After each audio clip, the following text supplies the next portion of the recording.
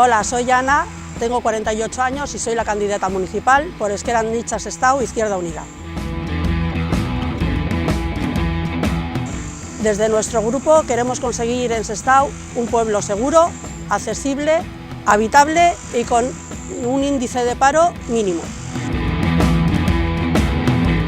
Queremos conseguir que toda aquella gente que no tenga ingresos suficientes para una vivienda, con sus ingresos pueda conseguir viviendas de ámbito social y con alquileres sociales. En la accesibilidad queremos que toda la gente que tiene una reducción de su movilidad pueda moverse por el pueblo sin tener obstáculos. Queremos también tener un pueblo seguro donde la gente pueda moverse sin miedos, para que así los puntos negros que hay ahora mismo en Sestao desaparezcan.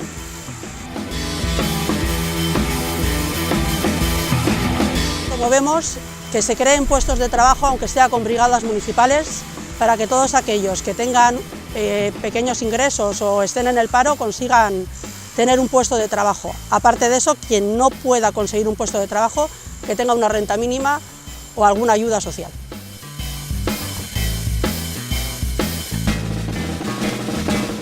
Queremos que nos apoyéis a conseguirlo y tener un Sestao seguro, accesible y habitable para todos los que vivimos en él.